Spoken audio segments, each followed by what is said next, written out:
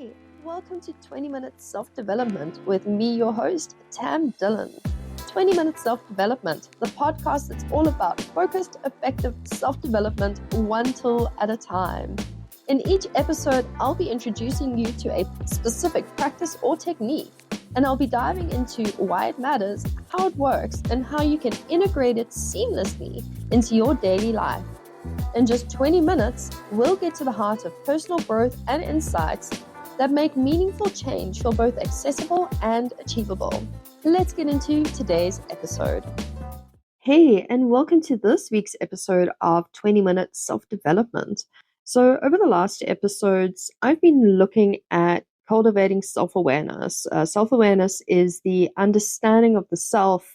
So on a level where we're able to perceive things like our patterns, our emotions, our behaviors, cultivating full awareness of the true, authentic self, as well as how to use that self-awareness in understanding others better. So today I want to explore a mindset that takes self-awareness to a next level, and that is the observer mindset. So essentially, the observer mindset is the practice of stepping back from your thoughts, your emotions, and your reactions and viewing them with curiosity rather than attachment. So I want to take this discussion pretty deep today. So I'm going to be bringing in the yogic philosophy of Aparigraha, or the practice of non-attachment. So what Aparigraha teaches us, it teaches us how to release the things that don't serve us, whether that may be limiting beliefs, emotional reactions, emotional connections and bonds, unhealthy patterns, behaviors, thought processes. So I'm going to be aligning the conversation of the observer mindset with the practice of Aparigraha, because they really do complement one another quite beautifully. So we'll be looking at what the observer mindset is, how it works, and why non-attachment is such an important part of the practice of cultivating the observer mindset. I'm also going to go over a couple of ways on how you can actively apply this mindset in daily life, as well as explore how it can help you manage your emotional responses, shift some unhelpful habits, and help you gain some greater clarity in your self-development work. So let's get straight into it. What is the observer mindset? The observer mindset is the ability to step outside of yourself and watch your thoughts, your emotions, your behaviors, your reactions, as if you were an outside observer.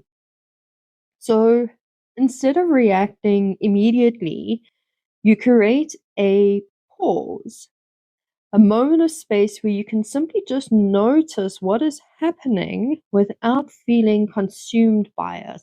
So taking a second to kind of step out of the situation and really just like 3D, full bird's eye view, what is happening right now.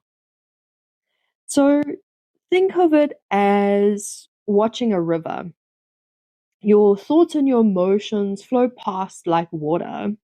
But instead of jumping in and getting caught in the current, you stand on the riverbank and rather observe the thoughts and the emotions going by. You notice what's flowing, but you don't have to hold on to any of it. Most of the time, we live reactively. We feel something and we act on it. We have a thought and we assume it's true.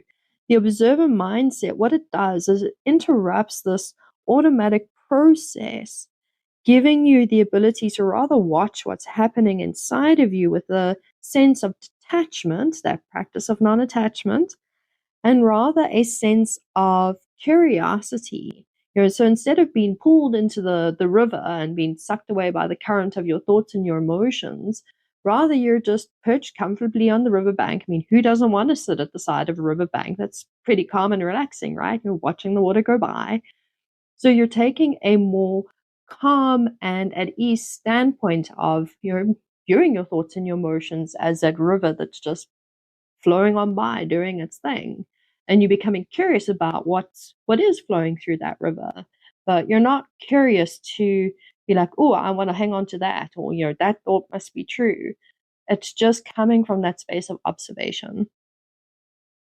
So let's explore the connection between the observer mindset and the practice of non-attachment.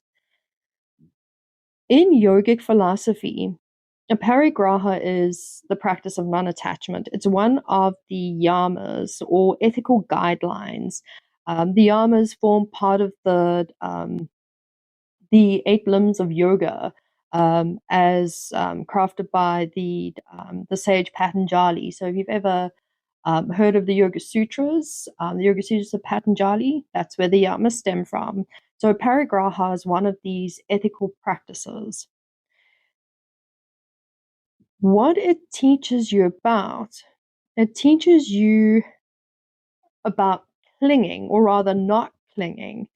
So it teaches that clinging, whether to material things, identities, labels, emotions, beliefs, habits, clinging to these things creates suffering. So when we attach ourselves to our thoughts, to our emotions, we're having a bad day and we become that bad day, we fully attach ourselves to that bad day, we're going to suffer, right? Because we're fully immersed in that bad day now. But when we step outside and we reflect on, well, why are we having a bad day? Perhaps we can shift that bad day into just another day, or maybe even into a full positive day. So when we're clinging to things, we are creating suffering. The more tightly we hold onto things, the more we are going to struggle. So the more tightly we cling to a thought process or an unhealthy relationship, the more we are going to suffer. So bringing in the practice of non-attachment, it has its benefits. It really does. This concept of non-attachment connects to the observer mindset, because when we become too attached to our emotions, our thoughts, our personal narratives, we get tangled in them, we get caught up in them, we become them. We identify with our emotions and our thoughts completely, telling ourselves, I am anxious, I am angry, I am failing. But when we bring in non-attachment, that rather shifts it to, I'm experiencing anxiety. I am not my anxiety. I'm merely experiencing anxiety. So instead of getting caught up in the emotion, we recognize it as something passing through us, coming back to that river analogy. Instead of believing every thought and feeling, we start to question whether it's actually true, and we can question, where is it coming from? What is this anger that I'm feeling? Where is it actually coming from? What is triggering it? Stepping into that observer mindset, we can find that what that is. Coming from a place of non-attachment, we can do so without judgments. We can do so from a completely step back, full view, honest, truthful perspective. This is essentially the heart of non-attachment. It doesn't mean you're ignoring your emotions or pushing your thoughts away. Rather, it means you're allowing them to move through you without holding on too tightly. You observe them. You don't become them. So it's not about, I can't feel that anger. Let's push that to one side. No, let it flow. Let it do its thing. Step back and observe it. Understand it. Be curious about it. But don't attach yourself to it and become that anger. So let's chat about ways we can practice the observer mindset coupled with the practice of Aparigraha. One of the simplest ways to start applying this mindset is pause before reacting. I have mentioned pause before reacting, I believe, in the last 2 episodes as well, because it is a great practice to have. It can be a friendship saver, it can be a job saver. It can really come in handy, that taking those few seconds to just pause and stop, breathe, and really just observe, like, hey, what is happening? So when something triggers an emotional response or triggers a certain pattern or a certain thought process, take that deep breath. create a moment of space, take that moment of pause, and instead of immediately reacting, allow yourself to just simply notice, like, what is happening inside of you. Start from the inside out. What's happening inside of you? What is going on for you right now? And then understand how that fits into what is going on outside of you. So you're observing these sensations, these feelings, these thoughts, but you're not needing to act on them. So maybe you are being triggered and you are feeling angry, but when you kind of really look at what's going on inside of you, you're like, oh, I don't actually need to be angry right now. Like there's actually not much common sense to me being angry right now. So okay, let's actually just step out of this completely. So even just a few seconds of pause can shift you from a reactive state to an intentional one. So instead of just being reactive and being angry and lashing out, you're now pausing, taking that breath and understanding and coming from a place of truthfulness. You're coming from a place of honesty. You're coming from a place of authenticity. And what you're doing is you're likely diffusing what could have been a very heightened situation. So you're allowing space for better communication. Another really great practice is shifting your language when describing your emotions.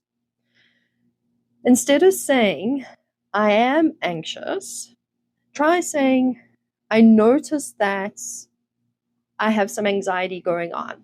I notice there's some anxious feelings in my body. Or I notice that my anxiety is a little bit off the charts right now. Instead of saying that I am anxious, you're creating a bit of distance there by saying, yeah, I'm feeling a bit of anxiety going on right now. So you're not becoming the anxiety. Instead of I am angry, shift it to I'm feeling some anger, brewing up inside of me right now. Like, let's definitely take a moment and breathe, to pause. So instead of becoming the anger and a lot of times when we are angry, what do we say? Or I am angry. I'm angry right now. We're identifying with that anger. We're becoming that anger. And therefore, so we are amplifying that anger. So we pause, we breathe, we diffuse that anger, we observe it and we understand it for what it is. And rather we act intentionally coming from that place of honesty. So this change in wording, it creates that distance between you and the emotion, a healthy distance. So it's not ignoring the emotion. You're fully acknowledging it, but you are not becoming the emotion. Rather, it reminds you that the feelings that you are feeling are temporary. Buddhist teaching of impermanence is a really great one to lean into. Everything is impermanent. Everything in life is temporary, including what you're currently feeling. And that it's not a permanent space. It's not a permanent form of existence. You're not going to be angry forever. You're not going to be upset forever. You're not going to be anxious forever. You're not going to be alone forever. These are temporary states of being. So creating that bit of distance between you and the emotion or the thought or the pattern or the behavior helps you to see that distance of like, hey, I'm not the anger, I'm not the anxiousness, I'm not the this or whatever. But it is something that I'm experiencing. And why is that? And what can I do to shift that, to change that, to make it better? Visual exercise that can help to reinforce this mindset is to imagine your emotions and thoughts as passing clouds. So you can either do the river visualization, which works really nicely, or if you're looking for something a little bit more relaxing, see yourself resting on your back. It's nice hot sunny days, a couple of clouds passing by, and those clouds are your thoughts and your emotions. So instead of letting them consume you, you picture them as clouds drifting across the sky above you. Some of the clouds may be heavy and dark, others might be light and wispy, but all of them are passing by. You don't have to chase them. You can't chase clouds if we think about that realistically. And you don't have to hold on to them. Again, clouds, you can't hold on to them. It's an accumulation of water. So clouds are a really great analogy. Same with the river. You can't hold on to that water. Good luck catching on to those thoughts and emotions. So what these visual exercises help you do is they help create a sense of separation from those thoughts, those emotions, those patterns, and it reinforces that idea that they are temporary. They're simply just floating on by, just doing their thing. And understanding why they're doing their thing can help you to possibly stop them from flowing in your river altogether if you need to do that. So they're temporary. You don't need to attach yourself to them. Good luck trying to grab that river water. Good luck trying to catch those clouds. So the river and the clouds really do work as great visuals. So bringing awareness to the body is another really great way to strengthen the observer mindset. So pay attention to how your emotions physically manifest. Notice if stress gets into perhaps your shoulders or your neck. Perhaps frustration sits in your chest. Maybe sadness feels like a heaviness in the body. So note how different emotions make you feel physically. And by observing these sensations without resisting them, you allow the emotions to rather move through the body instead of getting stuck. So that's why I say we're not looking to detach from the emotions for the purpose of ignoring them. We're not attaching ourselves to them for the purpose of allowing them to flow through. Because when we do create attachments or we do ignore them, we store them away for later and it manifests in the physical body. Emotional storage compartment of the body, the hips. Lower back pain, hip tightness, hamstring tightness, likely you've got some emotional stuff to shove. So just because you're pretending like it's not there, it's still going to manifest something.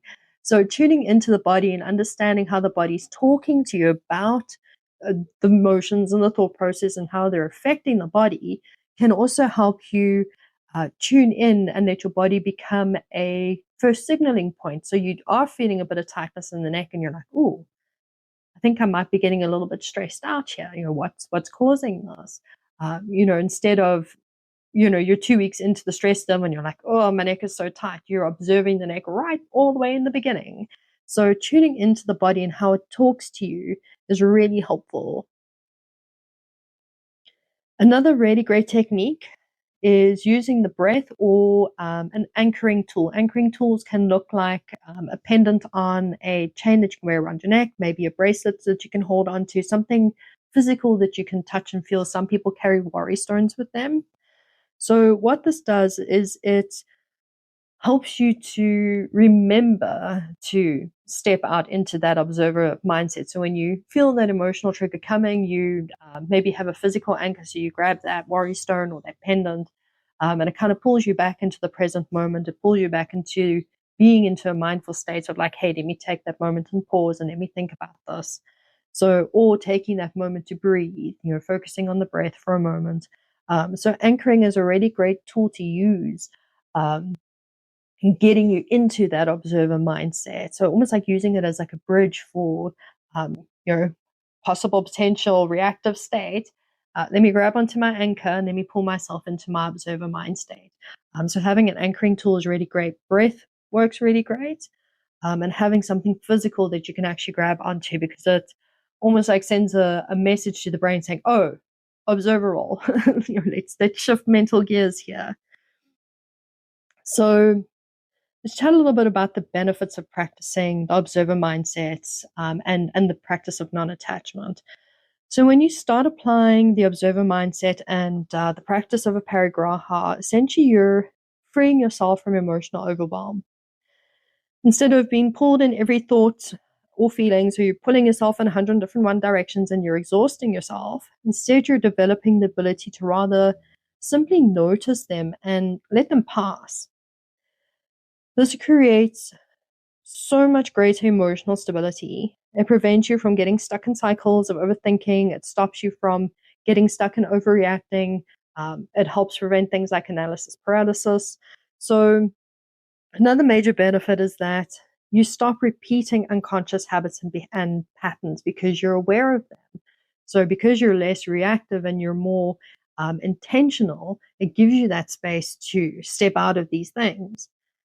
When you observe yourself without immediate reaction, you start to recognize which behaviors are actually serving you and which ones are simply just automatic responses, and you can choose the gears that you want to shift into. This awareness gives you that power to shift those patterns so they're no longer aligned with the person that you're wanting to be. Over time, these practices also help you improve emotional regulation. When you're not attached to every emotion that arises, you're less likely to be reactive, you're less likely to be impulsive. You start responding with rather clarity, intentionality, rather than just letting your emotions control your actions. You're now in control of your actions. The observer mindset strengthens self-trust. The more you watch your thoughts and emotions without reacting, the more deeply you understand yourself. You learn what triggers you. You learn what patterns you fall into, how to navigate your experiences with greater ease. This leads to a deeper sense of clarity, confidence in yourself, and trust in yourself because you know the self so much better. So the observer mindset and Aparigraha really do work so beautifully together. They can help you navigate life with so much more intention, so much more clarity, and a whole lot less unnecessary conflict and struggle. So when you practice stepping back and watching your thoughts and emotions instead of getting caught up in them, you're creating space for real change. Non-attachment doesn't mean disengaging from life. It means being fully present without being ruled by every passing thought or feeling. This week, take some time to practice this in small, simple ways. Notice when emotions rise, pause before reacting, and remind yourself that thoughts and feelings come and go. Remember the Buddhist philosophy of impermanence. Try using breath awareness as your anchor or your physical tool, or experiment with the visual exercises that I've shared with you, like passing clouds or the river. The more you practice, the more natural this mindset is going to become. Practice makes better. If you found this episode helpful, make sure to subscribe and tune in next week. I will be sharing with you another self-development tool to help you along through all those ups and downs that life likes to throw at us. Until then, stay curious, stay present, and remember, you are not your thoughts and your emotions. Until next week, see you then. Thanks for joining me for this week's episode of 20-Minute Self-Development. If today's insights were helpful, be sure to subscribe so you don't miss next week's episode, where I'll share another practical tool or technique for your personal growth journey. If you're looking for more personalized support, my self-development coaching offers a space to explore these tools at a deeper level and tailors them to your unique needs. You can also visit the Tam Dillon Academy for all my courses and upcoming programs to also help you along your self-development journey. Until next time, keep showing up for yourself, and remember, growth happens one small intentional step at a time.